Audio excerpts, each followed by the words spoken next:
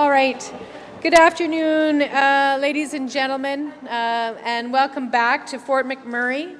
I'm joined today by Mayor Melissa Blake, by Municipal Affairs Minister Danielle Larrivee, by Chief of the Fort McMurray First Nation, Ron Kreutzer, by Bob Couture, the Director of Emergency Management Services for the Regional Municipality of Wood Buffalo, and by Chad Morrison from Alberta Firefighters. This community may look and feel very different than the community that you left last month, but it is still a strong community, and progress is being made each day to make it stronger. 8 information centres are open. 6 in Fort McMurray, 1 in Anzac, and 1 at Nistawoyu Friendship Centre. 30,000 re-entry information packages have been delivered door-to-door to 30,000 homes. Taxi service resumed in Fort McMurray today. The Northern Lights Regional Health Centre opened its doors at 8 a.m. this morning with a functioning ER, lab services, and diagnostic imaging. Mental health workers are in the community at the information centres and roving in neighbourhoods where residents are returning today. There are grocery stores, pharmacies, banks, and gas stations open. I'm told that traffic into town is slow and steady. As of noon, roughly just over 1,200 vehicles had passed up Highway 63 and roughly 1,600 on Highway 881. Officials estimate that roughly 7,500 people have arrived today so far, and that at the information centres we've seen just a little over 1,400 people register so far. So I'd like to thank the returning residents, whether they are coming home to stay or just to pick up a few items, for respecting the zoned entry plan and for traveling patiently and safely on the highway. And what a welcome they have when they come into town. The arch of fire truck cranes, flags, and the firefighters waving says welcome home. Says welcome home more powerfully than any words could. Today begins a journey, more than a month in the making, the journey home to Fort McMurray. This journey is possible because of incredibly brave and dedicated first responders who were able to save so much of this city from one of the most destructive wildfires Alberta, and indeed Canada, has ever seen. They also facilitated the safe evacuation of about 90,000 people from several communities, including people who had evacuated from Fort McMurray and then had to evacuate a second time from Janvier and points north of the city. They have my deepest thanks, and the deepest thanks of all Albertans. And it's worth reflecting on what they accomplished. The evacuation was not without its challenges. That's to be expected with the number of people being evacuated and the logistical challenges of a city served largely by one road. But the evacuation of Fort McMurray and the surrounding communities remains one of the miracles of this disaster. Tens of thousands of people were successfully evacuated from remote, isolated communities in a very short time. The evacuation also gave rise to the first of many, many inspiring stories about the compassion of Albertans and how they helped each other on the road to safety.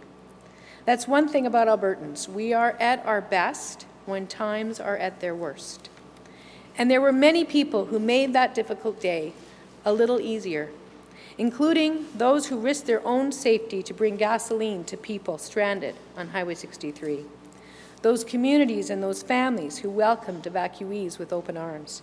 And those who never stopped working to battle the blaze and protect people's homes, properties, and livelihoods. From the day people left this community, those who stayed behind have been working hard to make it ready for them to come home again. And they were joined by hundreds of people from all across Alberta who came to restore utilities and medical services, to secure hazardous areas, to restart retail operations and other services that people will need beginning today. Now, I was here just after the fire swept through.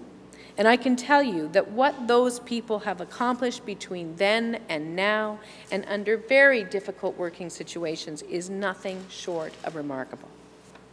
My thanks go to Mayor Melissa Blake, the council and staff of the Regional Municipality of Wood Buffalo, the staff here at the Regional Emergency Operations Center, the staff at our Provincial Operations Center in Edmonton who supported them, all the first responders and essential service workers, and everyone else who helped get Fort McMurray ready for today. So many people have been working very hard since the day the city was evacuated to make it ready for residents to return to. And here too are some very touching stories of human kindness. The utility crews from TELUS, who worked all day and night, and when they were off shift, worked to remove soot, ash, and debris from playground equipment. The firefighters, who after working around the clock, brought cookies from their work camp mess halls to the hotel workers as a thank you. And the municipal enforcement service that had conducted the largest pet evacuation in Canadian history and has reunited more than 1,000 pets with their families. I heard today of a bylaw officer who rescued a hamster that was found weeks after the fire, who took the time to call its 5-year-old owner to tell her that the pet was safe and sound. And meanwhile, just today, I heard from Chief Kreutzer from the Fort McMurray First Nation about how in the Fort McMurray First Nation, they've not yet lost a fridge. Because as people were away, the people who remained behind went in and cleaned out the fridges and put in baking soda to make sure that they'd be okay when people came home today. Good work. So these are the points of light in the midst of some very, very hard days, and many hard days still lie ahead.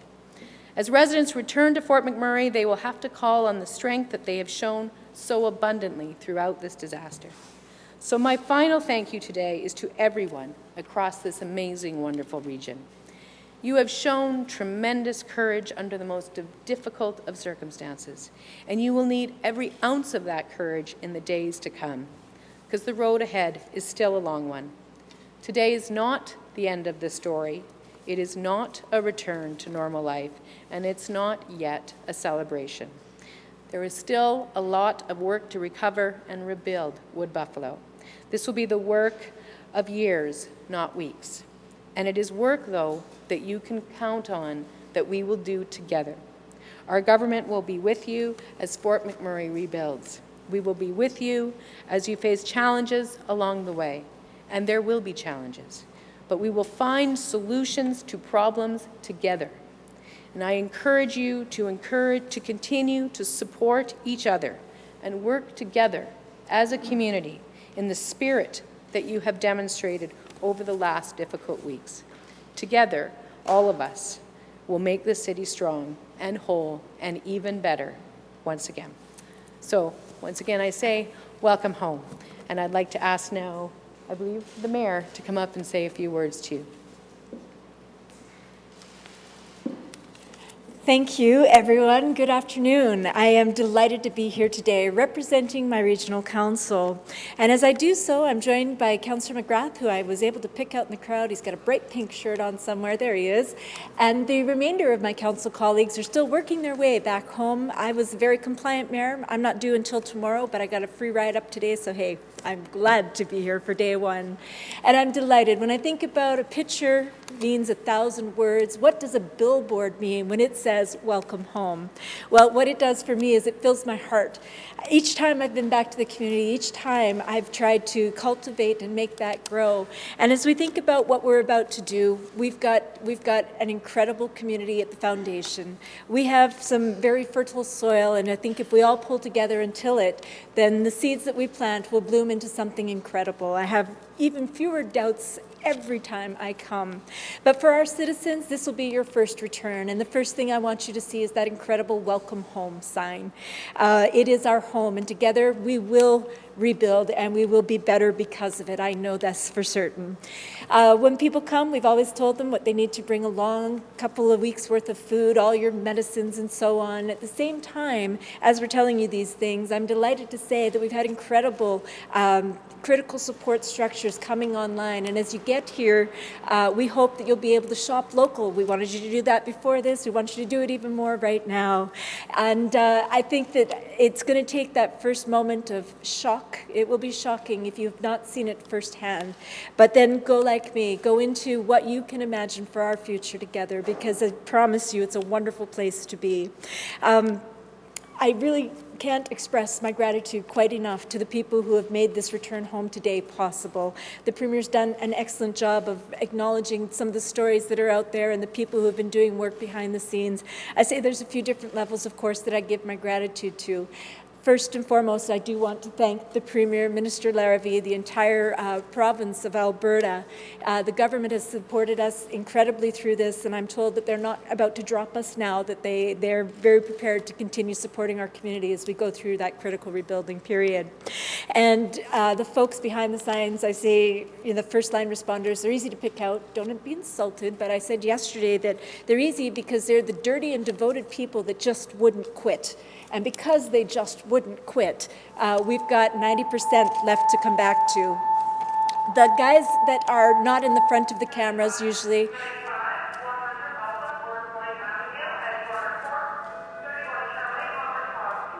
they're taking calls like that in the REOC, and they're managing behind the scenes.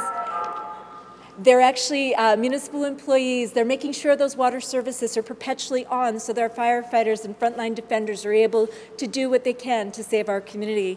And when I look behind that even, there are so many more supports that have come in. The Premier noted that we had evacuation centers and we had our citizens who were not only welcomed in and provided with the essentials of life, they were given kindness and compassion. And what I'm hoping for our citizens now is that with all the gratitude that we have for those people who helped us in this journey, is that when we come home, we'll help each other. And I don't doubt for a second that we will. But for every person who has given a contribution, for every person whose life has been touched by what we've been through, I also want to tell you, I care tremendously about what you've done for us, and I care about you. And when I say that, we think that when we bring our folks home, we want to make sure that they are well prepared, both physically and emotionally, that they're supported. And I know that the support doesn't end at our borders. I know that we're going to be looking for everybody to come out of this a little bit better on the other side. There's an inevitable path that people are going to take, and there is this incredible honeymoon phase where we have all the love and support, and then there's the drop when you see your community, and you see your assets that have been lost, and you see the compromises that you've made. But I'm asking my citizens to remember when you took your leave, remember all that mattered. All that mattered was what was in your transport. If you were in a car, if you were in a bus, if you were with the people you loved, the only thing any of us cared about were those people. And as the mayor of this community and with my council colleagues, we only care about our community as much as what you do for your families. And so when we will hit the wall and we'll have those difficult moments, seek out the support that you need and know that we're right there along with you and that we will weather any storm that comes our way. In our garden, we'll till the weeds as they pop up. We'll find a way forward. The end of my remarks, of course, is that we know not everyone can come home. We've heard recently, of course, about the efforts that are being made to reduce the toxins that may potentially be present and impacting neighborhoods. We've got our communities of Abasand and Beacon Hill and Waterways just waiting with bated breath to hear the plan. I promise you there is a plan coming and it'll be here shortly. But in the meantime, beyond that, we lost a few lives. The orange ribbons that we wear are in support and memory of the 2 lives that were lost during our egress from the south, and we extend our condolences there. And of course, last night we did have another tragedy. We had an ATV incident up in the community of Fort McMurray, and I need to express my condolences to the family members there who have lost yet another loved one. But despite those losses, I will say again, welcome home. Thank you.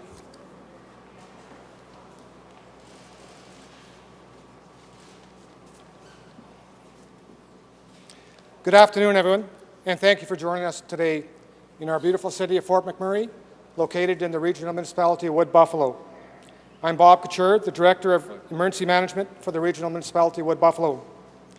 It goes without saying, today represents a huge positive step in the recovery phase of the process, and is very much what we've been working towards. You can understand we have a huge staff in our REOC Centre here, various different components, emergency staff, members of the Alberta government, emergency management, our firefighters, EMS, ATCO Gas, ATCO Electric, pretty well every department represented, working on a plan that will bring home our citizens safely. That is our number one objective. When we evacuated, we were very fortunate we didn't have anybody hurt seriously.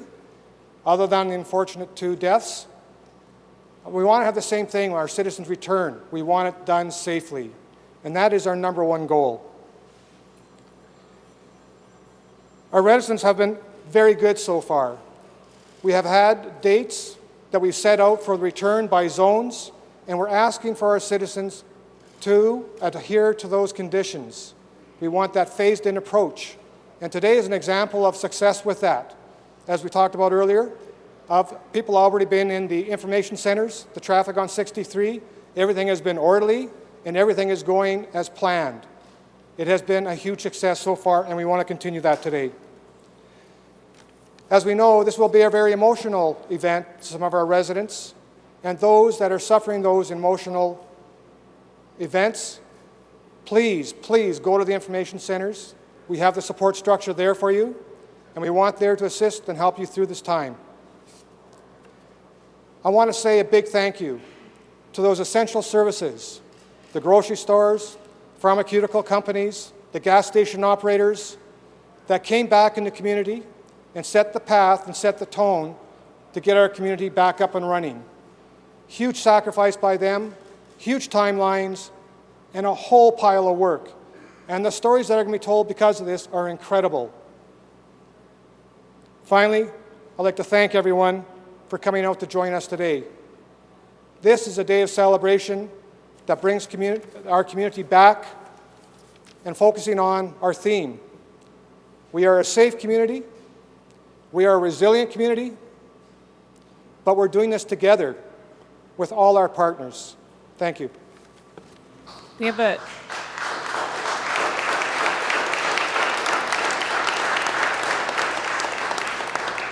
have a large number of media here today, so if you have questions from the floor, there are 2 microphones set up on either sides of the cameras. If you could line up behind the microphones, and we'll alternate between the 2 before we go to the phone for questions.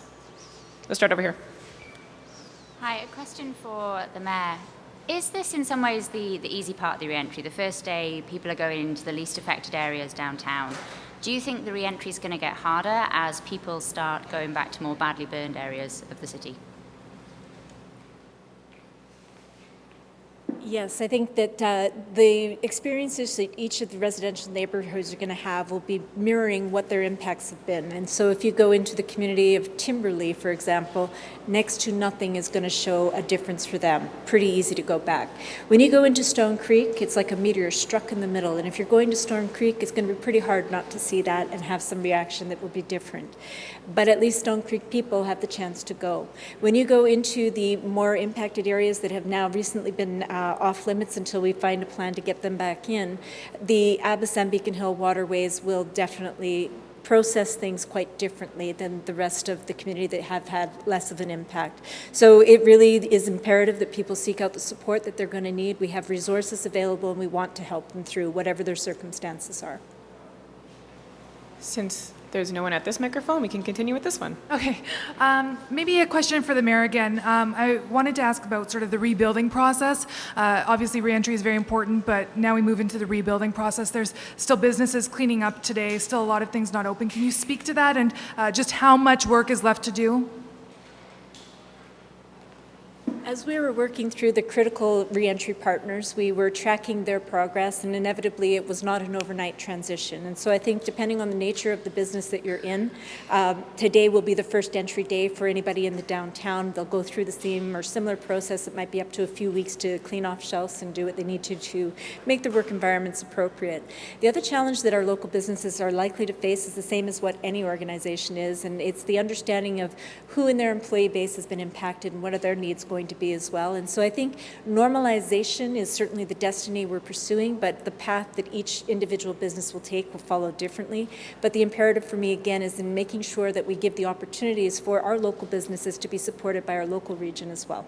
And just to follow up, I'm not sure who can answer, but I'm wondering what's happening for the staff now working in the city who have lost their homes, where they're staying, what supports are being provided, bus drivers and other staff like that? Yeah, one of the difficulties is if we have an understanding again of how many people are returning to the community that have had or experience that loss, the initial reaction is, well, we've got these things, apartments that have been vacant and hotels that are open, but we're also competing with a workforce that's going to be here to really work through the cleanup and the rebuilding efforts as well. For our municipal employees, we have probably a mirror image to what the population has lost. If we had a 10% loss, 1,600 employees, we can predict there's probably 160 homes that have been impacted. This is just superficial, hypothetical, whatever. The difficulty is that each of those individuals will be responsible for figuring out how they're going to live post-event. So if there are supports that we're able to provide, we would look to do that, but the truth of the matter is that every individual is going to have a relationship with their insurance company that will dictate how they can plan for that. They're going to have the restraints or the opportunities that exist in the community, and it's not going to be an easy path forward for people, but this is again where I call on our community saying, we've been supported so much, it's time for us to support each other. We'll come to this side now. Okay. I'm not sure if this will be for Mayor Blake or Bob, but when it comes to the other communities that have been damaged, like Sapre Creek, Wood Buffalo, there were a lot of concerns raised in council yesterday that testing hadn't been done in those communities like it had been done in Abbotsford, Waterways, and Beacon Hill. Are we still looking at the original return dates for those communities for homes that are still standing? Thank you. Yes, we're still focused on those return dates. As a matter of fact, we've taken a little more initiative, and we placed a notice on the door of the process that we wanted to see take place with there. And we are focusing on continuing to do testing with the environment, with the general environment, which again we want to report out. We want to ensure the community is safe. Right now, the test results indicate the community is safe, and we have to do a little more focus on where those test results are focused on. Okay, and just to follow up on that kind of theme, with Waterways, Beacon Hill, and Abbotsford, with the contaminants that are in the ash probably seeping into the ground as well, will those neighborhoods be rebuilt? At this time, they're restricted, and I am in no position to answer what's going to take place within the community. I would have to, as council moves forward on the recovery phase, I would have to leave that sit there. Thank you. Just wondering, what is it about the age 7 that you're recommending kids 7 and under not to come back? What is it about 7 years old?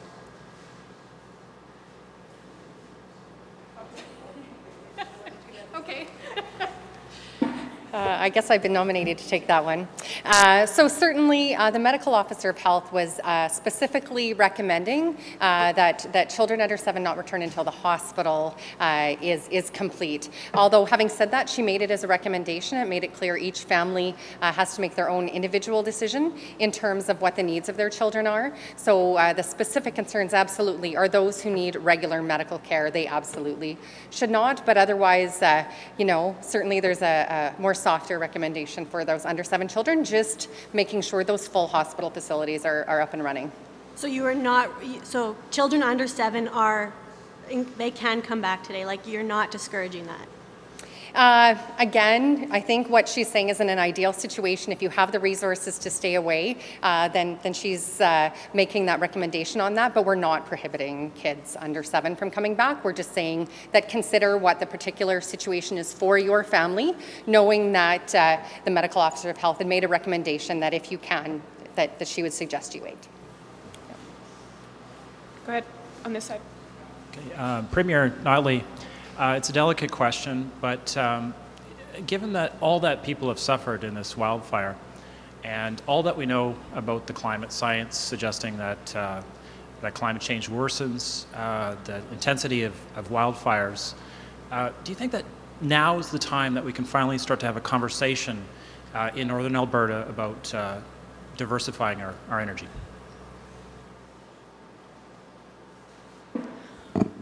Well, I think actually that conversation was going on prior to this disaster. I think that people across Alberta, including people in Fort McMurray, have been having conversations about the issue of climate change and the way in which we engage in responsible energy development while at the same time moving forward in reducing our greenhouse gas emissions. We had, our climate change leadership plan, which I would suggest is a leading plan in the country McMurray was one that enjoyed the support of some of the major employers that exist right here in this community. So I think that it's not really first of all, I don't think the fire itself is the trigger for the conversation, nor do I think it's really fair to characterize it as though that conversation wasn't already happening, because I think it was. And I think we had some very responsible energy producers that are based out of Fort McMurray who were committed to reducing the amount of carbon in the product that we produce and export. So we're going to continue to do the work that, as I've said before, I believe is game-changing and nation-leading on climate change that we'd already talked about doing. And we're also going to talk about our need to diversify our energy market to get our products to Tidewater and to support our energy industry in a progressive and sustainable way. And we are now going to add to that list of items supporting the town and the businesses of Fort McMurray in their recovery. Seeing no questions lined up at the microphones, we'll leave it there for today. Thanks, everyone.